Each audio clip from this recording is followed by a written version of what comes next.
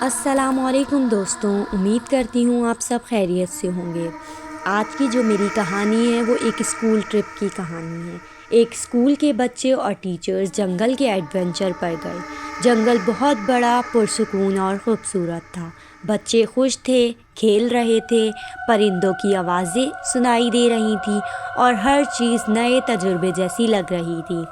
Guard نے شروع میں سب کو ہدایت دی، بچوں یاد رکھو، مارک شدہ راستے سے باہر مت جانا اور گروپ سے الگ نہ ہونا۔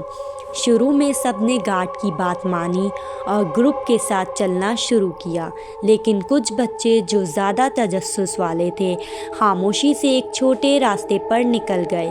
سورج دھیرے دھیرے غروب ہو رہا تھا اور درختوں کے سائے لمبے اور عجیب ہو رہے تھے۔ وہ چھوٹے راستے پر چلتے چلتے ایک چھوٹے تالاب تک پہنچے۔ پانی میں ان کا عکس صاف تھا، لیکن اچانک انہوں نے دیکھا کہ پس منظر میں ایک سایہ ان کے پیچھے کھڑا ہے۔ جب انہوں نے مڑ کر دیکھا تو وہاں کوئی نہیں تھا۔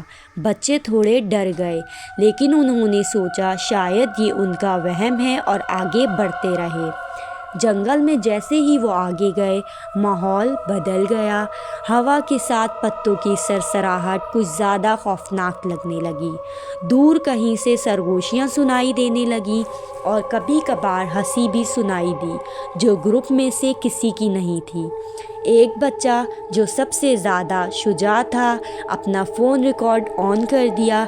ریکارڈ میں دھیمی آواز آئی، یہاں سے واپس نہیں جا سکتے۔ بچے فوراً فون بند کر کے دوسرے بچوں کو دکھانے لگے، لیکن آواز ان کے کانوں میں زندہ لگ رہی تھی، جیسے کوئی بہت قریب سے بول رہا ہو۔ اچانک ایک گھنا دھند چھا گیا اور جنگل کا ہر منظر غائب ہو گیا۔ گروپ تقسیم ہو گیا، ہر کوئی ایک دوسرے کو ڈھونڈنے لگا۔ ایک بچے نے دیکھا کہ ایک سایہ آہستہ آہستہ ان کا پیچھا کر رہا تھا، بغیر کسی آواز کے بس دیکھ رہا تھا۔ بچوں نے گروپ بنا کر مارک شدہ راستے کی طرف دوڑ لگائی۔ جنگل عجیب لگ رہا تھا، سب کچھ الجھا ہوا، لیکن وہ مسلسل چلتے رہے۔ اس دوران ایک بچہ پھسل گیا اور ایک چھوٹے گڑھے میں گر گیا۔ گروپ نے اسے بچانے کی کوشش کی، لیکن جیسے ہی اس نے ہاتھ بڑھایا، گڑھا خود بخود کچھ عجیب سا ہلنے لگا اور اس میں دھند کے اندر ایک اور سایہ نظر آیا۔ سب کے دل دھک سے رہ گئے۔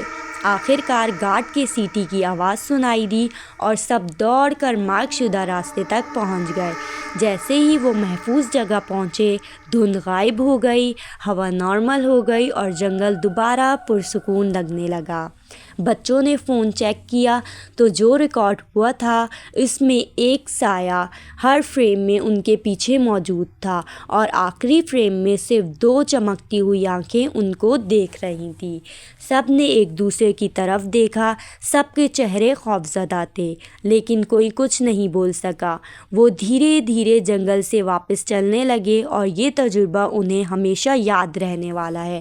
بچوں، اس لیے کہتے ہیں کہ اگر آپ کو کوئی بڑا کسی کام کے لیے منع کر رہا ہے تو اس کی بات مان لینی چاہیے، اس میں ہماری بھلائی ہوتی ہے۔ امید کرتی ہوں میری آج کی کہانی آپ لوگوں کو پسند آئی ہوگی۔ میرے چینل کو لائک کریں، سبسکرائب کریں اور بیل آئیکن دبانا نہ بھولیں۔ Thank you.